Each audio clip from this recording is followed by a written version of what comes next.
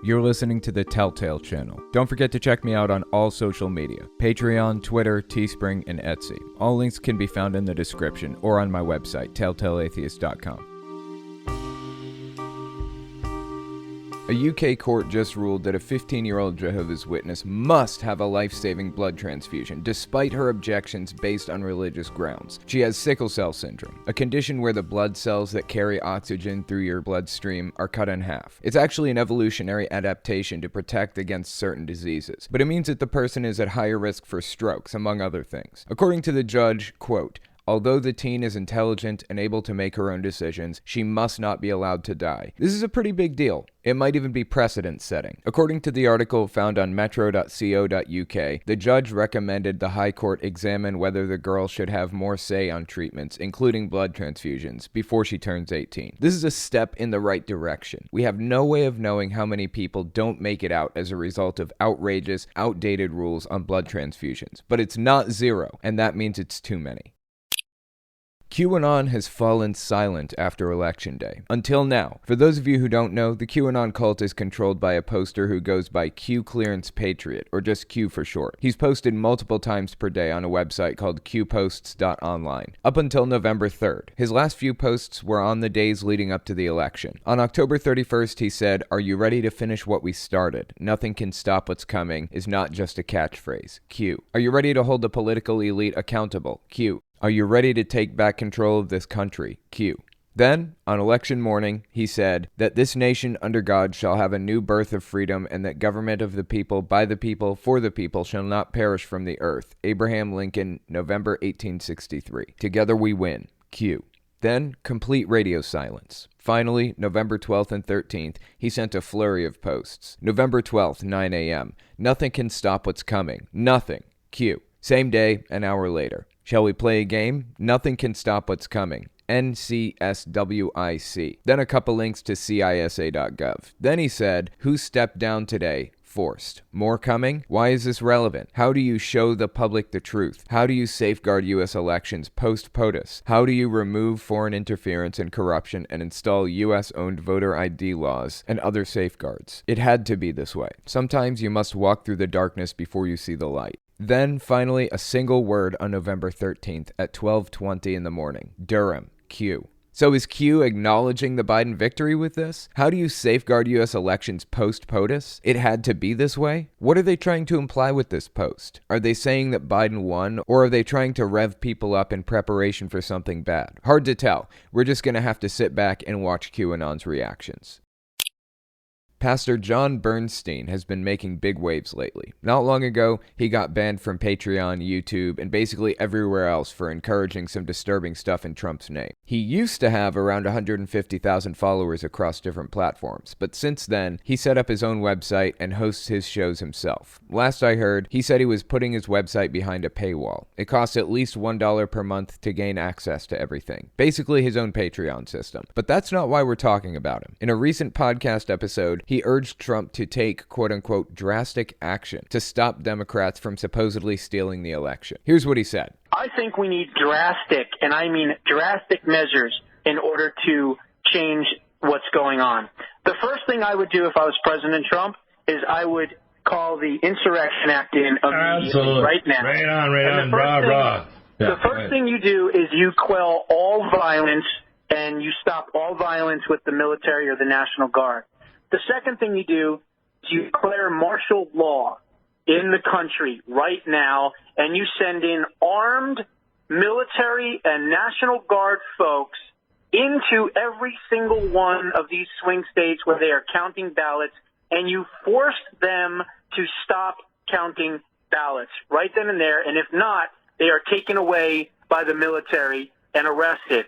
This coming from the crowd that believed for 8 straight years that Obama was going to declare martial law and refuse to leave office. This is the strangest, most bizarre shit I have ever seen. It's like they're pro-freedom and democracy as long as it goes their way. The moment they think they can seize power, they're against freedom and democracy. They have no concept of forbearance. You want to limit what the president is allowed to do. You want to limit what Congress is allowed to do. Sure, it might help you right now, but what about the next Congress or president? They might not be on your side. and they're going to have the exact same power. Well, there's a simple solution to this problem. Just don't ever let your enemy take power, right? Why didn't we think of this before? Of course we're okay with the president jailing political opponents. Of course we're okay with censoring free speech. Doesn't bother them at all. We just have to make sure they stay in power so it doesn't happen to our side. Is this disturbing to anybody else?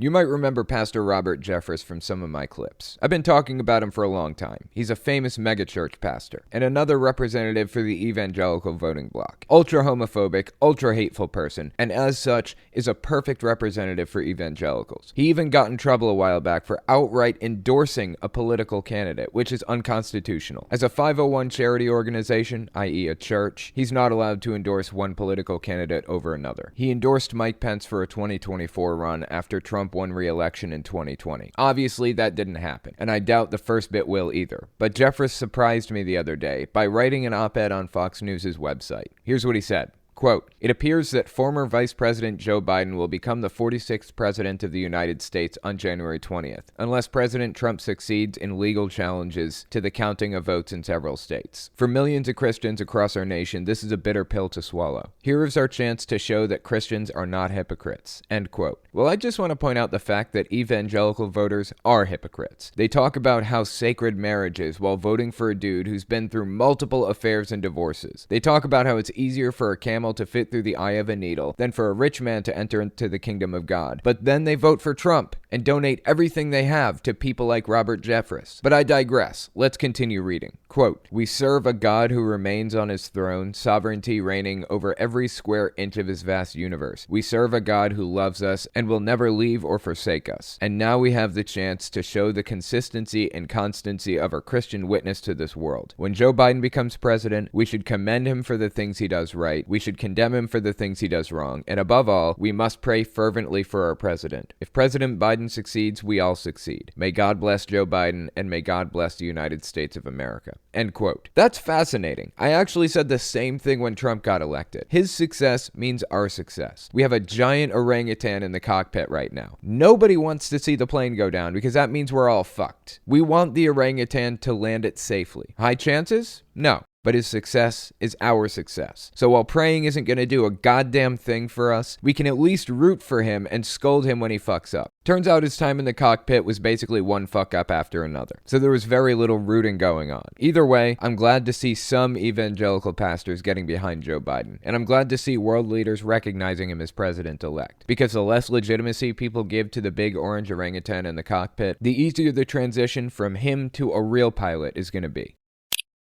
Anybody remember Pastor Tony Spell? He's the guy who tried to run over the protester with the bus. The pastor who said he wouldn't stop super spreading church services, even if it meant his entire congregation was wiped out by the pandemic. He was court-ordered to hold his services online instead of in person, and he refused, so he was put on house arrest. And once again, he held church services anyways. He kept appealing, until he had no options left. Finally, the lockdown lifted in his state, so it didn't matter anymore. People like this should be jailed for their crimes. Seriously. How many people did his congregation get sick? Anyways, he just lost a lawsuit against the Louisiana governor's pandemic restrictions. Here's a quote from U.S. District Judge Brian Jackson. "Governor Edwards' proclamations have always treated comparable secular institutions similarly to comparable religious institutions. In the earliest days of the pandemic, the only business or individuals who were treated more leniently than religious organizations were essential workers and businesses, such as healthcare workers and grocery stores. With every restriction on places of worship, identical or more stringent restrictions have been placed on similarly situated secular businesses. Indeed, religious organizations have often been privileged over similar secular businesses." End quote. I'm actually surprised by this. A judge in Louisiana, of all places, sides with safety rather than churches. Good for him. Is this going to stop Tony Spell from taking part in super spreader events? Of course not. According to Hemant Mehta on the Friendly Atheist website, Louisiana isn't even as restrictive as it should be. Quote, "Rather than prohibiting gatherings of 10 or more people or anything like that, the current order allows churches to be filled to 75% of their capacity." So at this point, the dude's just bitching for the sake of bitching. He wants to infect as many people as possible. There is no other explanation for it at this point.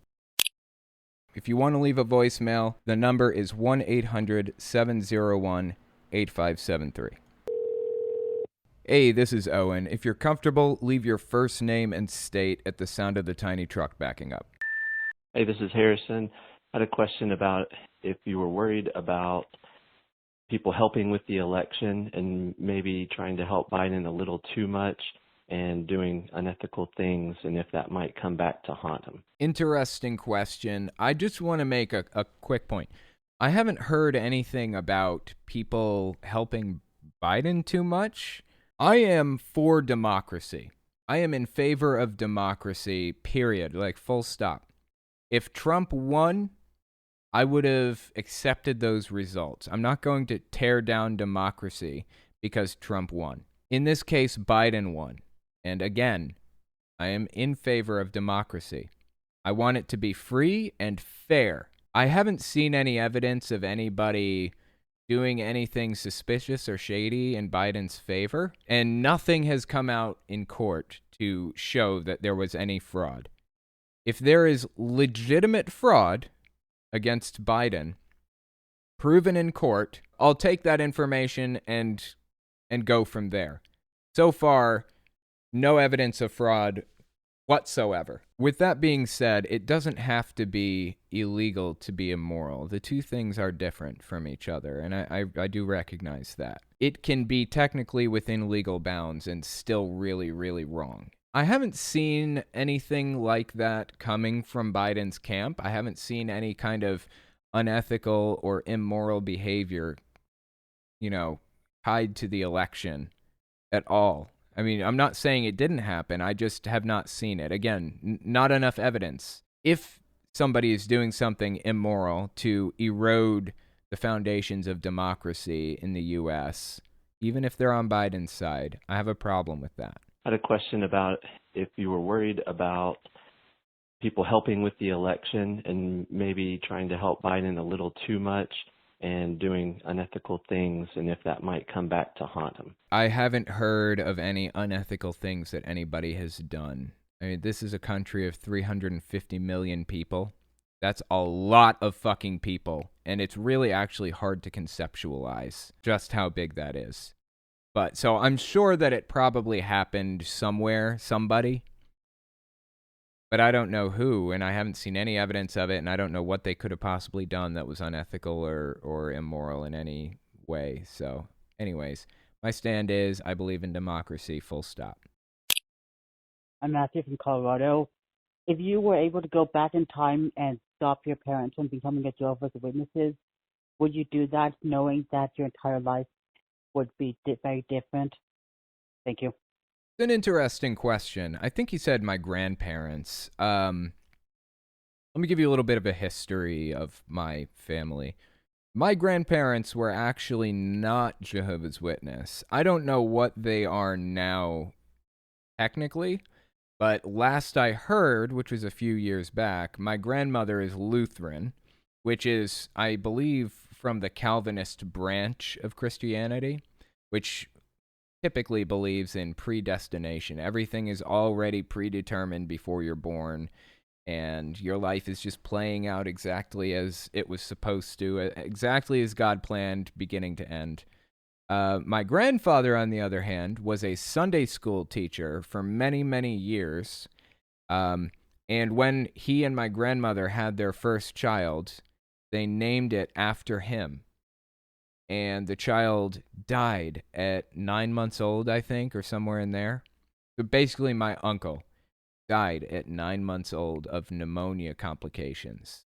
I could be getting that wrong. Anyways, my grandfather goes to the preacher over the church that he was teaching Sunday school at and said, "Why did God allow this to happen?" And the preacher said, "God needed another angel in heaven, so he took your son." And from that moment on, my grandfather says that he's an atheist. This is like in the 1950s, probably 1952. He said that he's been an atheist ever since then.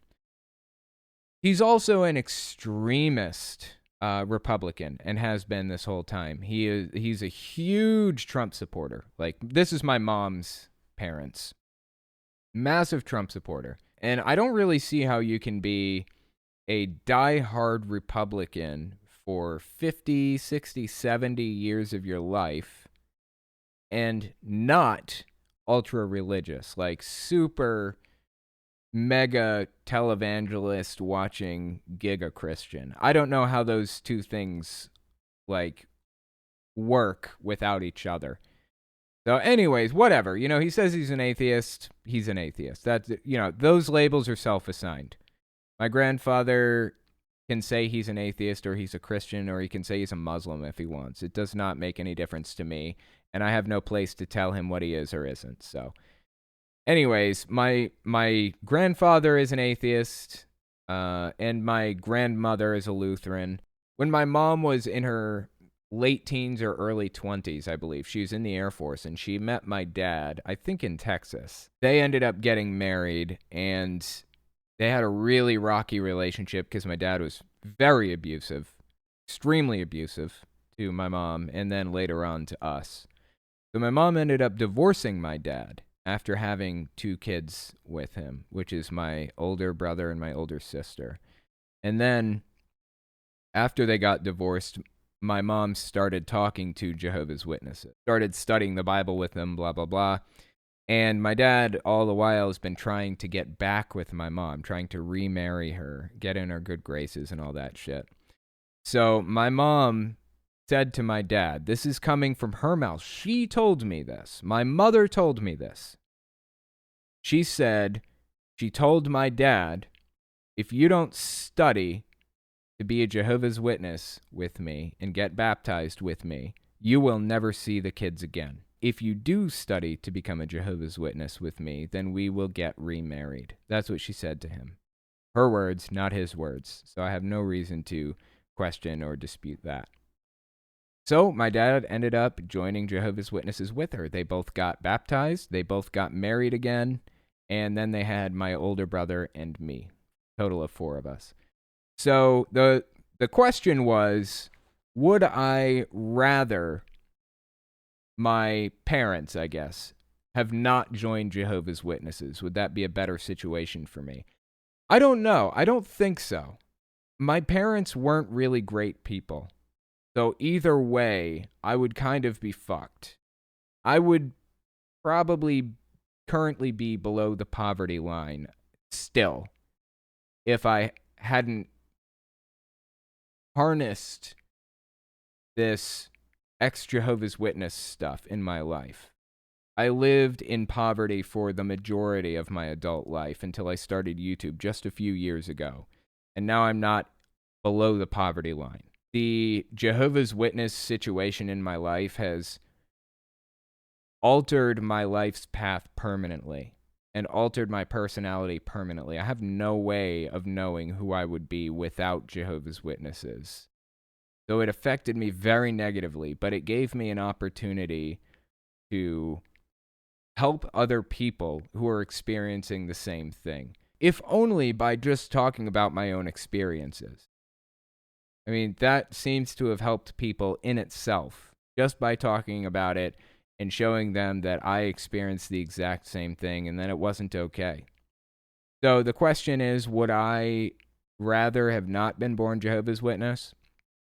I think being born Jehovah's Witness gave me insight into it in such a way that it enabled me to fight the organization with a real cause and real experience behind me. So I think I would still be a Jehovah's Witness because I feel like I've managed to help a lot of people come out of it as a result of my bad experiences. I will take one for the team. It seems like it was worth it. Sasha Campbell.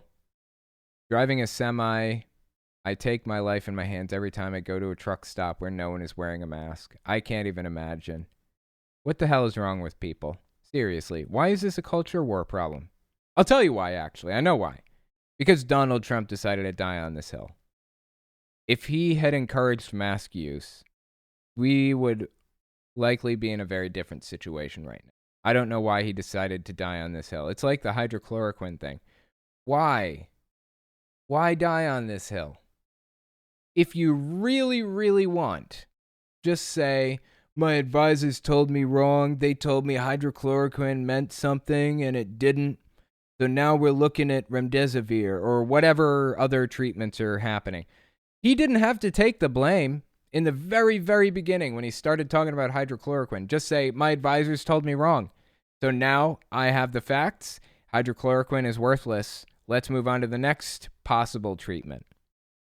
Why did he die on that hill?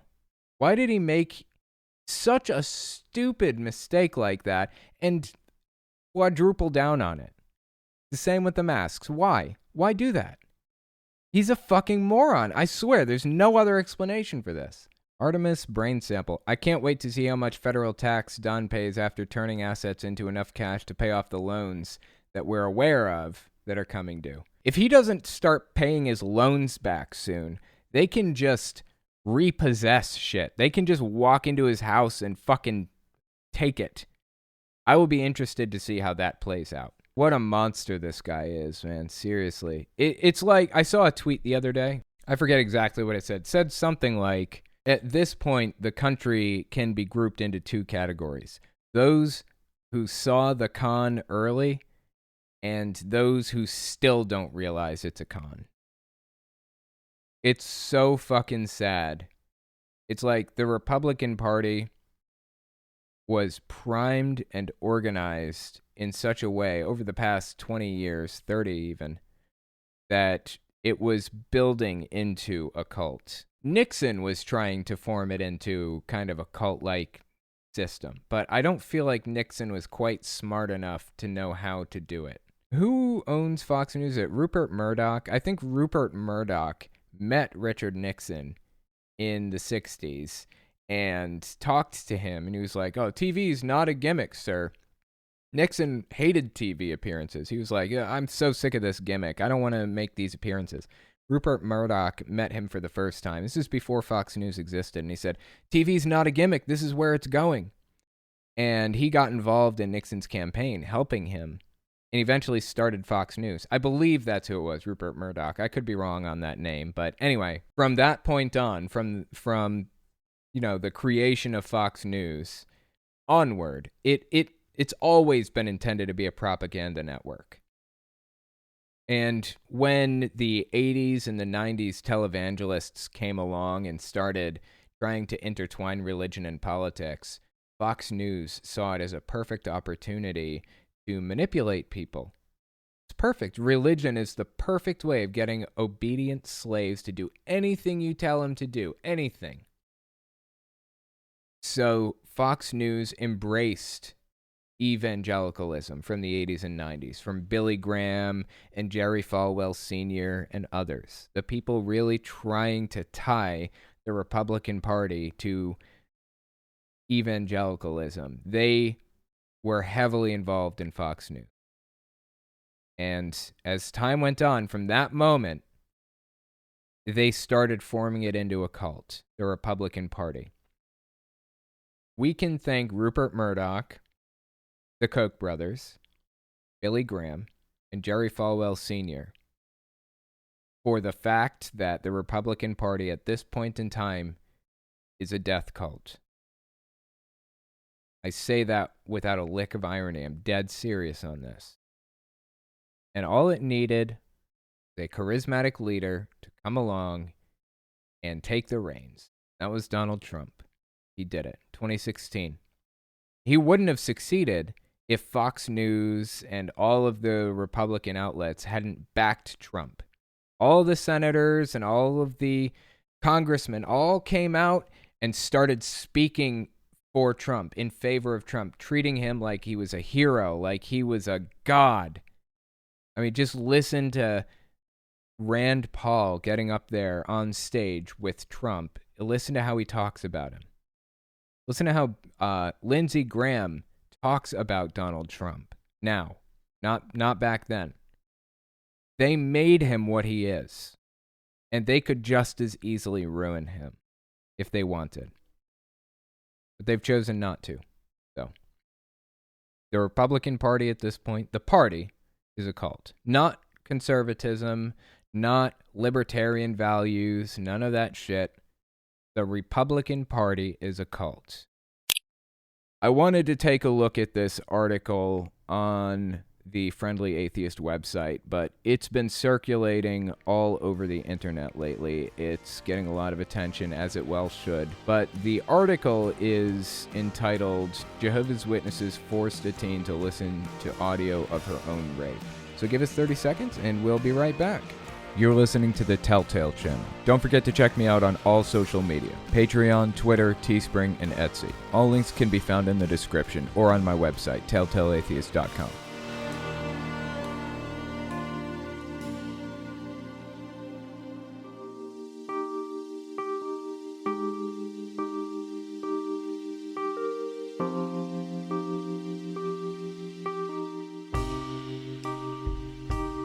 The article is entitled, Jehovah's Witnesses Forced a Teen to Listen to Audio of Her Own Rape. Obviously, this is a pretty serious situation, and I don't expect monetization out of this. I'm just going to try to be watching my language if possible so that it doesn't get age restricted, because I want this to be viewed by the maximum number of people, and that means watching the words that I use. So let's give the article a read and see what it says. This is by Val Wild. Earlier this week, the Utah Supreme Court heard a horrific case alleging that more than a decade ago, Jehovah's Witness leaders psychologically tortured a 15-year-old girl by forcing her to listen to an audio recording of her own rape. The woman, whose name we have chosen not to print here, good idea probably, says that a fellow congregant 4 years her senior first raped her in December of 2007. It happened multiple times and recorded at least one of those instances. Then, for unknown reasons, he provided a copy of the recordings to the congregation's leadership. I would be willing to bet that his reason for doing that was probably because he felt some level of guilt over it. That probably drove him to basically turn himself in. That happens all the time. I turned myself in when I was leaving the religion, when I was on my way out.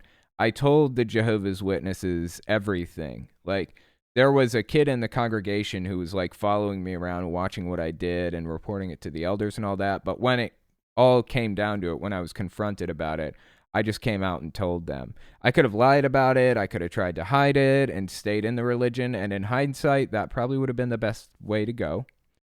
But I felt so guilty that I had smoked a cigarette and I had a girlfriend that I had to tell them everything. And I'm guessing that that's probably what the motivations were behind this person giving it over to the congregation's leadership, the elders. So anyways, let's continue reading the article. Given that the age of consent in Utah is 18, those leaders should have taken the evidence directly to law enforcement and reached out to offer the girl support in seeking justice, while demanding that the rapist take responsibility for his actions and attempt to make amends. 100% agree with you on that. 100% agree. Why the fuck didn't they take this information to law enforcement?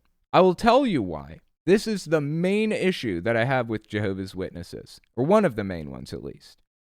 The organization wants to be structured in such a way that when society inevitably collapses, as they believe it will, when Armageddon comes, they want to be set up as a government that will take leadership and control of people's lives once the, U.S. government and the EU and every other government in the world collapses because of the war between Satan and God, basically.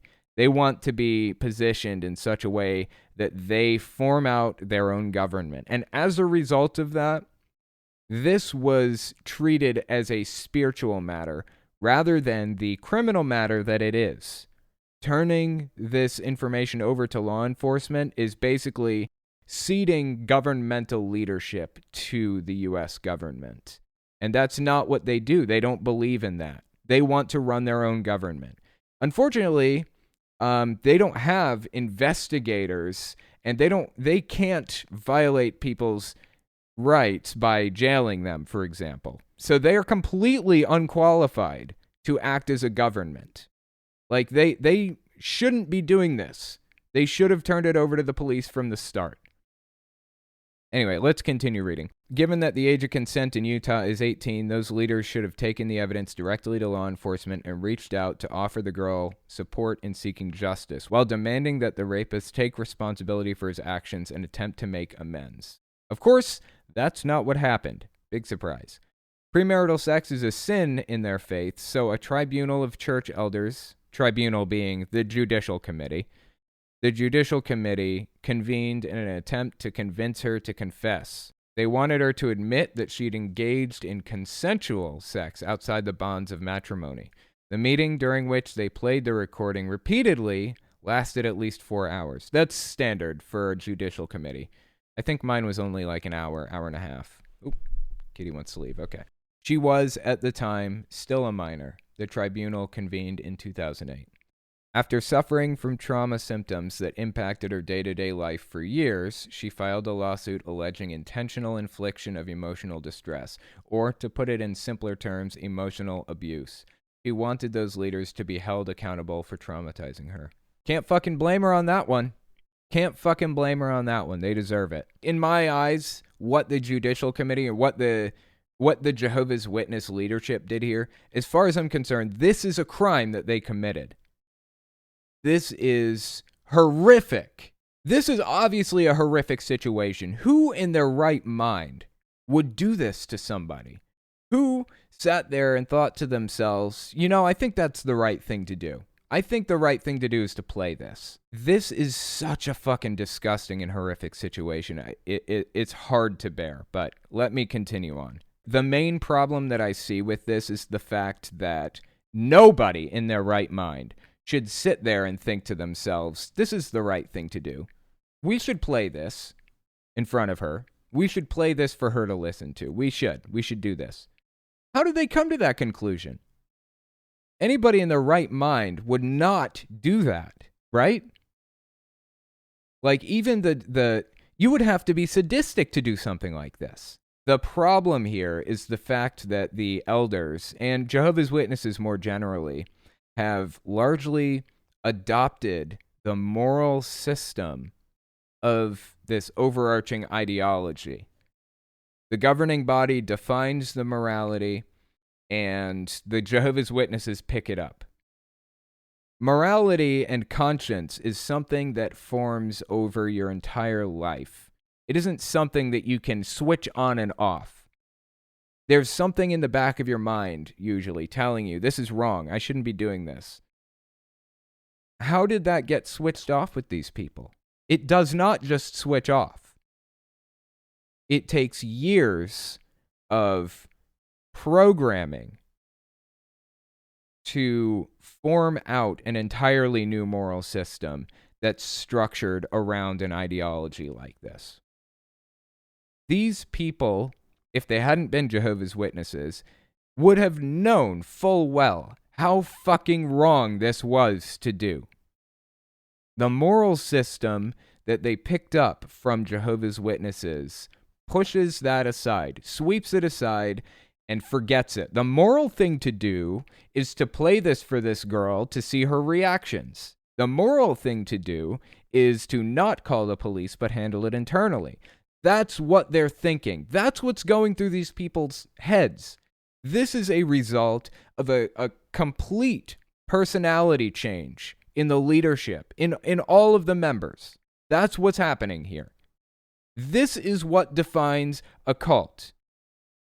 If it's forming out an entirely new personality, if it's trying to force you to use their doctrine as a moral system instead of your conscience, it's a cult.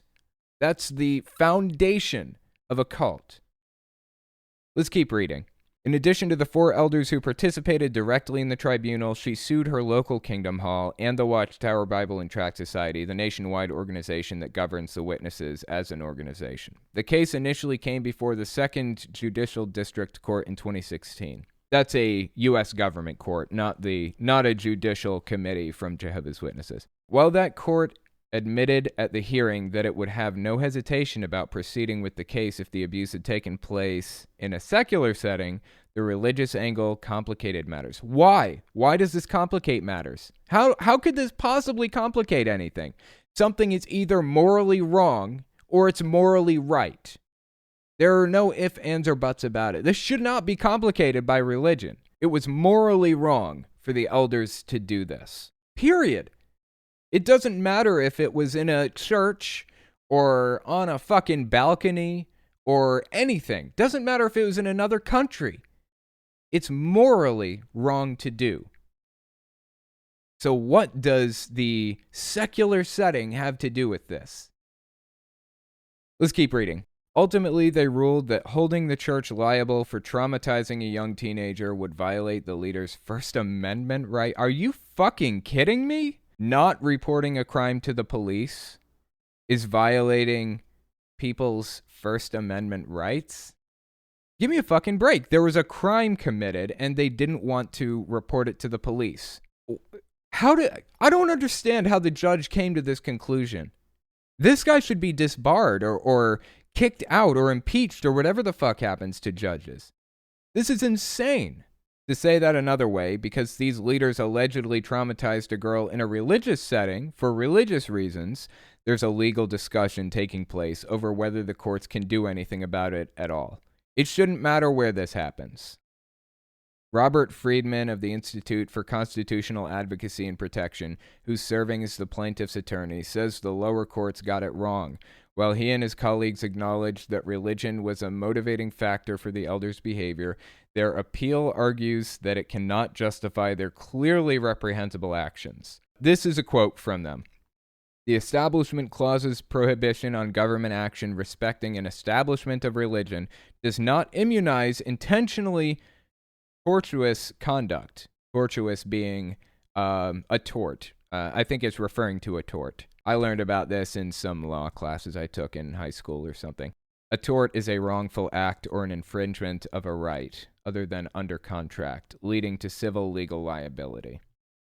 So the tortuous conduct to which they're referring here, it's a legal infraction, basically. Like the seriously harmful acts at issue here, simply because the tortfeasor has a religious motive or the conduct somehow relates to religious discipline. That rule, if allowed to stand, would give actors free rein to injure others under the guise of religious freedom. Could not agree with this more. Imagine a religious person believing that they have to sacrifice somebody to maintain their good graces with God. Okay, here's a good example. There are some Satanists, a Satanist cult called the Order of Nine Angles. It is an extremist cult who literally believes in blood sacrifice. You have to kill somebody to fulfill your worship to Satan. It's very, very extreme.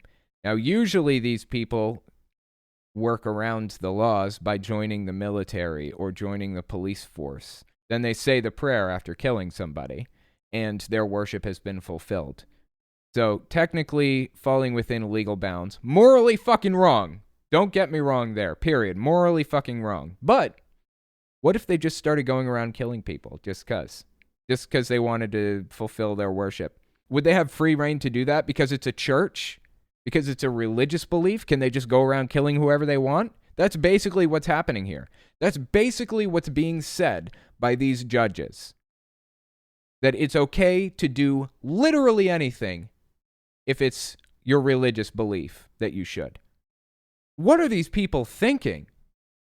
Where the fuck are their heads? This is insane. Let's keep reading. This is back to the quote.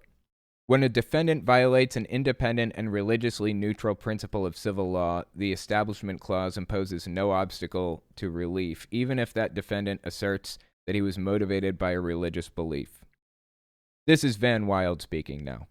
Defense attorney Cara Porter, described on her firm's website as one of the most experienced and successful appellate lawyers in Utah, argues that the government is legally prohibited from meddling in a church's efforts to determine whether a congregant has committed a sin.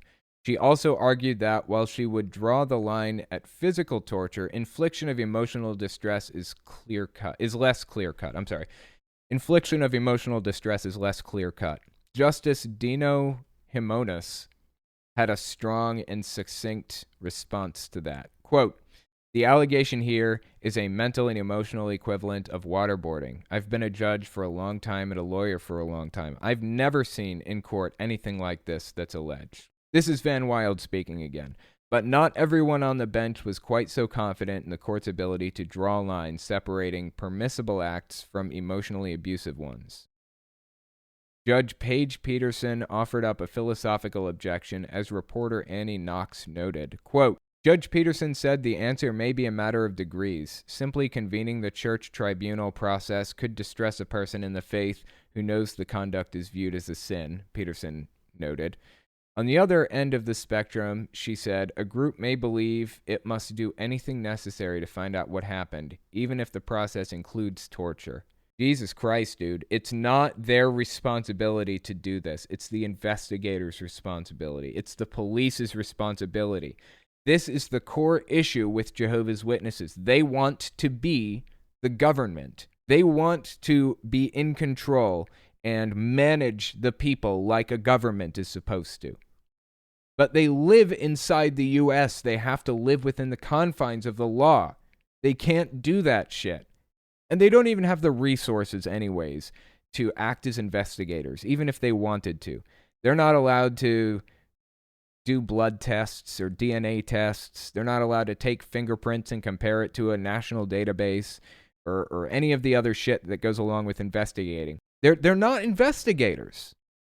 They shouldn't be doing this shit. They shouldn't be involved at all. Give this information to the court system, give it to the police, and let them figure it out. Don't torture people over it. Sadly, this situation isn't that rare. This isn't the only case.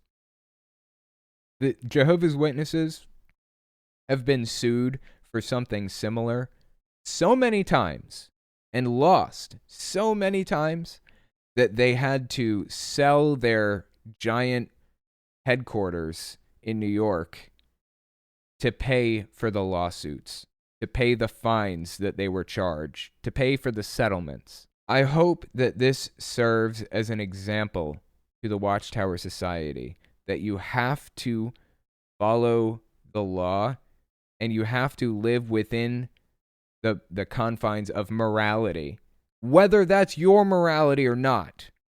You can't just do shit like this and get away with it. So I'm hoping as this situation plays out, we'll see some real justice. Let's take a look at Super Chats. Zolfner, can I be in your lap? I think that's relegated to the cat. I think that's the cat's duty, and she does a damn fine job. Carl Sagan sent an awful sticker. That's cool. I like that. Did I say awful or awesome? I meant to say awesome. The doctor, message from Nervardia. Happy Sunday. Happy Sunday. Thank you. When we come back, we're going to talk about Pastor John Bernstein outright calling for dictatorship and the fall of democracy, as long as it means his guy gets to be the dictator. So give us 30 seconds, and we'll be right back. You're listening to the Telltale Channel. Don't forget to check me out on all social media: Patreon, Twitter, Teespring, and Etsy. All links can be found in the description or on my website, telltaleatheist.com.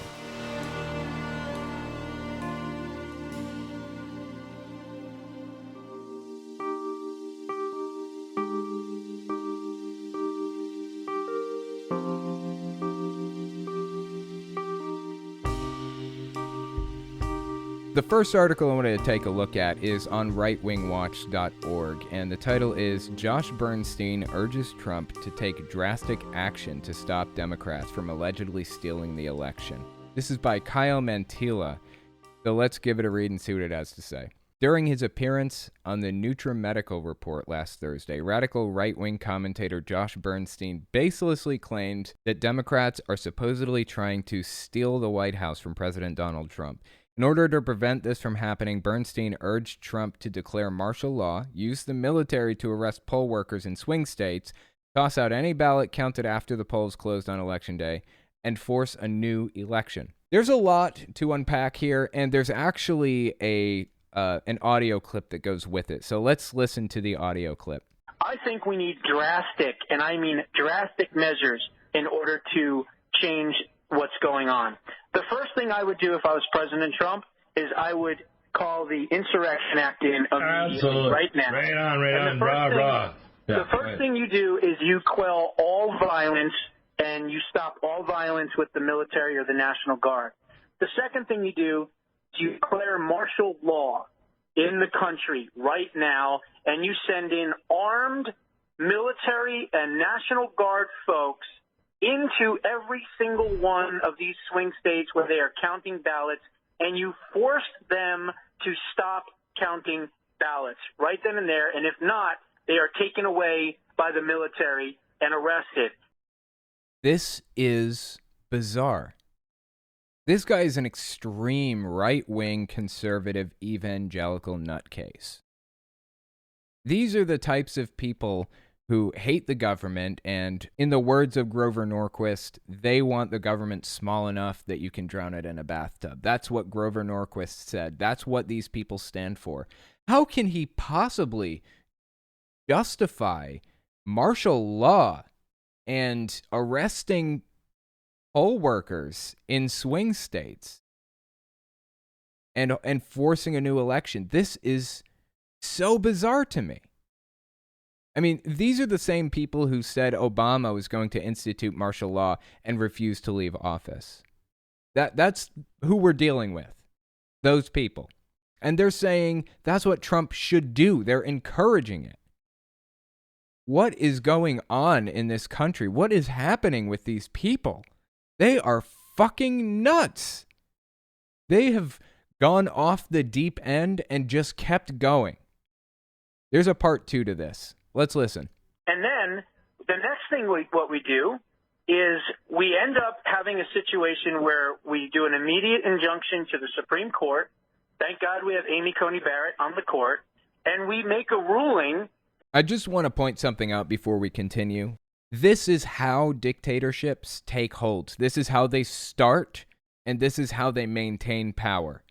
By taking hold of the court system, by installing judges who are loyal to the dictator or loyal to the party, the specific party. And they set up media apparati that will carry water for them, that won't report the bad, who will only report the good. And up to now, for the past 4 years, that has been Fox News.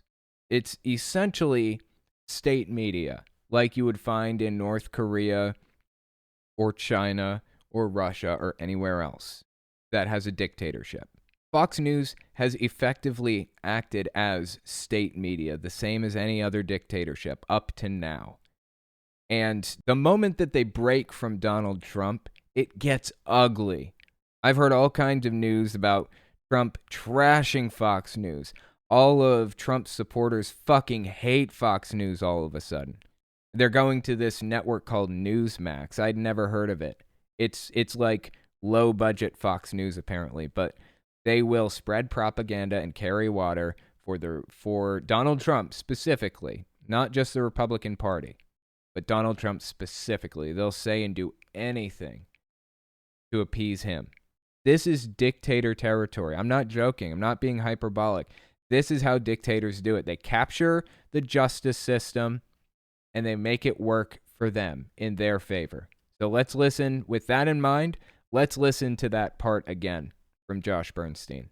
You end up having a situation where we do an immediate injunction to the Supreme Court. Thank God we have Amy Coney Barrett on the court. Thank God he's captured the court system and it will work for him. That's what he's saying. And we make a ruling that says any vote that has been counted after the close of the polls on election night in that respective state, every vote that was counted after the polls closed is null and void, 100%. Okay, so Pennsylvania, for example, I don't know if other states did this, but Pennsylvania at the very least, they segregated ballots that arrived after Election Day, but only like 30% of the votes or something like that were counted on election night. They were almost uncounted entirely by midnight on election night. That's never how elections in the U.S. have worked. You have 350 million people in this country. I think around 150 40 million voters, somewhere in there, right? How can you possibly expect to count 140 million votes in the span of 4 hours from when polls close to midnight? So say 8 o'clock at night, 8:30 in some areas, to midnight. Not to mention the time zones. I mean, Alaska is, 4, 5, 6 hours behind the East Coast? How can you possibly justify such a ridiculous idea? Stop counting votes after election night? Nobody has ever done that. In the whole history of our elections, no one has ever done that. Stop accepting votes after election night, like new votes. I'm on the same page. As long as they're postmarked before or on election day, then I'm okay with it. We shouldn't have voting after election day, basically. At any rate, Pennsylvania did segregate those ballots, and there is a possibility that they'll get thrown out. Who knows? Probably not, because I think there's already a legal ruling that they can count them as long as they arrive with the postmark up to like 12 days after, something like that. But it doesn't really matter if those were thrown out. It wouldn't make a difference anyways. Biden won Pennsylvania, fair and square. That's just what it is, man. Let's keep listening. You either do one of two things. You either count the votes that you already have in to that point and determine your winner, or... That's what we did. We counted the votes that we had in at that point. We didn't take new votes after election day. Does this guy think people were voting on the 5th or the 6th? Voting stopped after the November 3rd or whatever election night was. There were no more votes being cast. We were just counting past that point. It just so happens that USPS sent the votes slowly in some areas. So we rightly had to wait. As long as the postmark was on or before election day, it can still be counted. That was legally decided in court long before the election actually took place, long before election day. You either do one of two things. You either count the votes that you already have in to that point and determine your winner, or you get rid of the entire election, 100%, every state, you do a complete redo, and you have the election on January 3rd. Just because your fucking asshole lost? Just because your dude lost, you would want to redo the election? What if your dude won? Would you want to redo the election then? You guys remember when Trump talked about delaying the election? An extremely anti-democratic idea. New Zealand actually did delay their election by like a few weeks or a month or something. I don't remember why. For safety reasons, something like that. But it made international news. I heard about it in the United States. You know why? Because that's one step that a dictator can take to seize control. Delaying an election is a bad fucking idea. Elections are so fucking important. Elections are the only thing right now that keep us from slipping into dictatorship. It's one of the key things that prevents us from slipping into dictatorship. Eventually, New Zealand did hold their election, and the New Zealand Prime Minister, I believe, won by a landslide, won fair and square. Everybody seemed to like the way she responded to COVID and all of that other shit. But delaying an election, even for somebody who's very beloved, raises red flags, as it should. Screaming about fraud like Donald Trump did in 2016 after the Iowa caucus, that damages democracy. That's what dictators do. They scream about fraud and they sow chaos and discord and want people to distrust the system. Dictators want the people to believe that they are the only ones that can be trusted. Everybody else is cheating and lying and scamming. Take over the judicial system, raise questions about the elections, take control of the military, things like this are how dictators operate.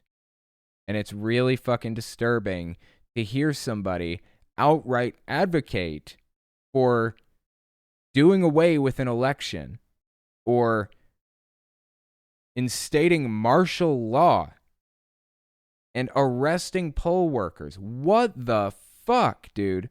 This guy has gone off the deep end. Sadly, he's not the only one. When we come back, we're going to talk about Robert Jeffress breaking with Donald Trump and referring to Biden as president-elect. So give us 30 seconds and we'll be right back. You're listening to the Telltale Channel. Don't forget to check me out on all social media: Patreon, Twitter, Teespring, and Etsy. All links can be found in the description or on my website, telltaleatheist.com.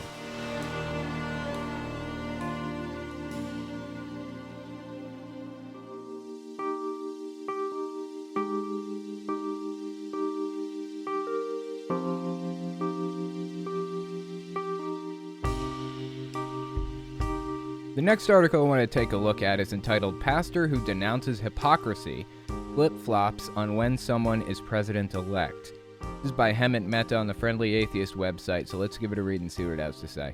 Over the weekend, Pastor Robert Jeffress wrote in an article for Fox News that Joe Biden will become the next president. I'm sure if you've been watching me for a while, you're perfectly aware of who Robert Jeffress is, because I talk about him a lot. I've been following him for a while. He is one of the biggest representatives of the evangelical voting bloc that there is. He's a complete nutcase and very bigoted and hateful, like Steven Anderson of the NIFB in many ways. So I'm actually genuinely surprised that he said this bit about Joe Biden becoming the next president. Anyway, let's continue reading. There were unnecessary caveats in the article, like saying legal challenges by Donald Trump could possibly undo the election, but the implication was that Jeffress was accepting reality and everyone else should as well. Good news. Here's the thing with the election. Ultimately, we don't have one big election in the United States. That's not really how the system works. It's really 50 smaller elections. If Donald Trump wants to undo the results, he has to fight in court in each individual state. Like, he has to fight in Pennsylvania for one very specific thing. He has to fight in Nevada for one very specific thing. Same in Arizona and Georgia. At this point, Biden has won so many states that Trump would have to flip a minimum of 3, bare minimum of 3. His best bet would probably be, actually I wrote this down, hang on.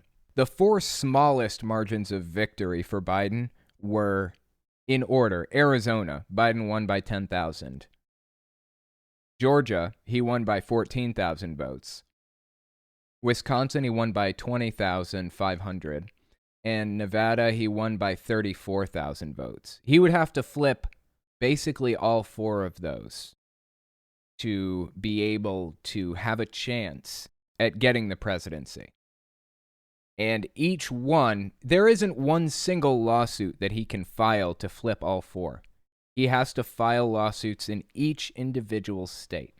Now, I can see Trump fighting and screaming and throwing himself on the floor and knocking shelves over until he gets what he wants in one state, but not 4. Zero chance of that. He has presented no evidence of fraud so far that I have seen, and I've been watching. Once he provides evidence of fraud, I'll take another look. As I solemnly swear to do in every situation, I will be impartial as possible. I am wrong about some things in my life. Some opinions that I hold are incorrect. The chances that I don't hold any incorrect opinions is astronomical. I must be wrong about something. My goal in life is to figure out what that thing is and correct it. So I am open to the possibility that maybe there was voter fraud. I'm open to anything. It's possible that anything happened. Haven't seen a lick of evidence. Nothing. Until I see evidence, I'm not believing it. I'm just not buying into it. It's the same reason I'm an atheist. Until I see evidence of something, I'm not going to believe it, period. So anyways, let's continue reading. This is from the article that Robert Jeffress wrote. It appears that former Vice President Joe Biden will become the 46th President of the United States on January 20th. That in itself is a really big deal that he said that. Unless President Trump succeeds in legal challenges to the counting of votes in several states. Several states. Like I said, it would take at least 3 or 4, depending on which ones he flipped. For millions of Christians across our nation, this is a bitter pill to swallow. Here's our chance to show that Christians are not hypocrites. We serve a God who remains on his throne, sovereignly reigning over every square inch of this vast universe. God. He's so fucking full of it, man. We serve a God who loves us and will never leave or forsake us. And now we have the chance to show the consistency and constancy of our Christian witness to this world. When Joe Biden becomes president, we should commend him for the things he does right. We should condemn the things he does wrong. And above all, we must pray fervently for our president. Because, prayer has been proven without a shadow of a doubt to actually do something, right? If President Biden succeeds, we all succeed. May God bless Joe Biden, and may God bless the United States of America. I feel it's really fucking rich coming from this guy. This line about hypocrisy. He's suddenly concerned about not looking like a hypocrite. That's hilarious to me. I mean, if you're wondering in what ways he has acted hypocritically, just go look at my backlog of videos. I've done videos on my main channel about him and on my podcast channel. Just go take a look and you'll see the hypocrisy plain as day. It's absolutely disgusting. But on this note, if President Biden succeeds, we all succeed. May God bless Joe Biden.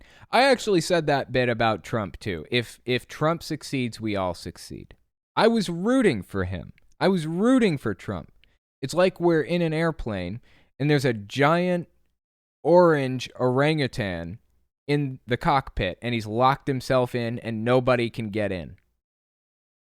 Do I think he's going to succeed? No. Is there a chance he might? I guess.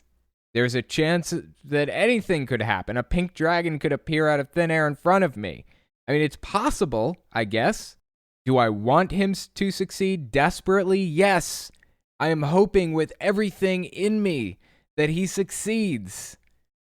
Of course, we know now Trump failed miserably because he didn't give a fuck about the country. He gave a fuck about his ego and nothing else. So that hope fell flat in my case. But I said the same thing. I said the same thing that Jeffress said here. If President Biden succeeds, we all succeed. So I'm glad he's taking that perspective. May God bless Joe Biden and may God bless the United States of America. That's what he said. This is Hemant Mehta speaking now.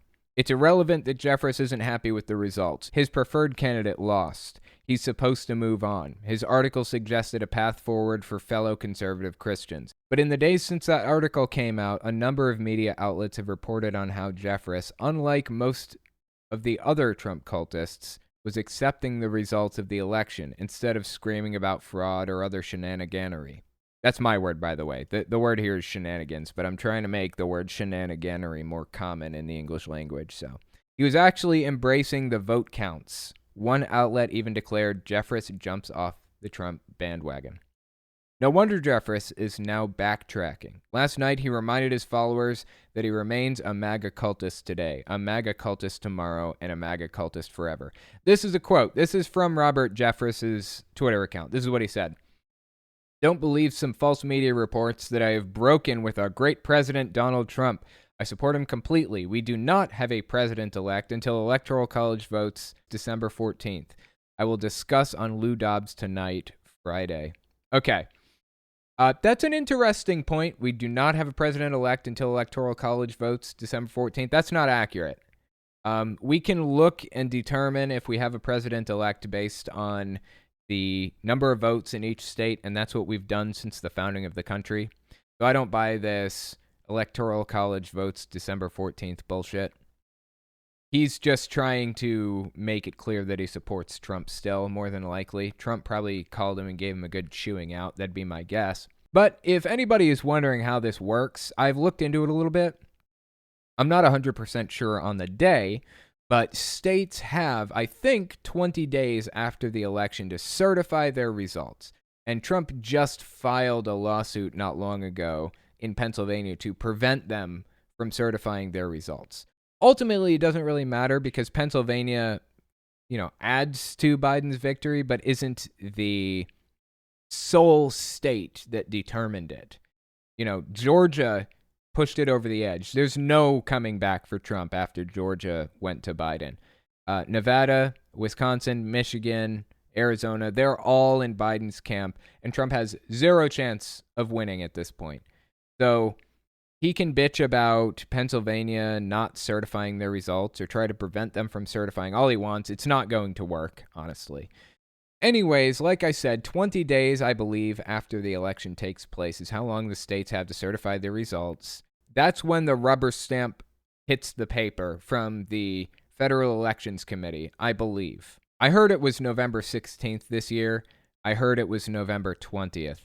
But 20 days after the election would be the 23rd.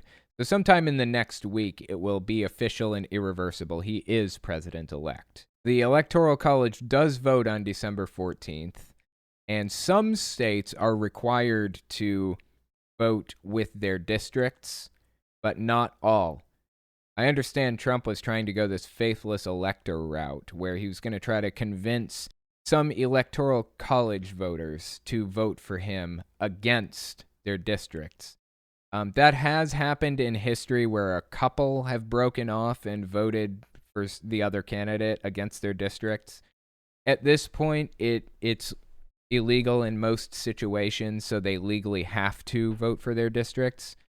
But it's never overturned an election. It's only ever been a couple of them. I remember in 2016, they were talking about trying to get the Electoral College to vote against Donald Trump, because that's the whole fucking purpose of the Electoral College, to be a safeguard against possible tyrants, to be a safeguard to protect America against a dictatorship. They can vote against the dictator even if the people voted for him and prevent him from taking office. A couple did, I heard. A couple of electors did vote against Donald Trump when they were supposed to vote for him. But ultimately, it didn't happen. The point behind all of this is Robert Jeffress saying we don't have a president-elect until December 14th. That's just bullshit. That's just not how this system has ever worked in the whole 300-year history of the U.S. That's not how it works. Biden is the president-elect. I'm sorry to tell everybody. Let's keep reading. This is Hemant Mehta again. Jeffress says in that tweet that he's still on Team Trump and insists we do not have a president-elect until the Electoral College votes on December 14th, which is both technically true and entirely misleading. The election is over. Biden won. The Electoral College votes should be a mere formality at this point.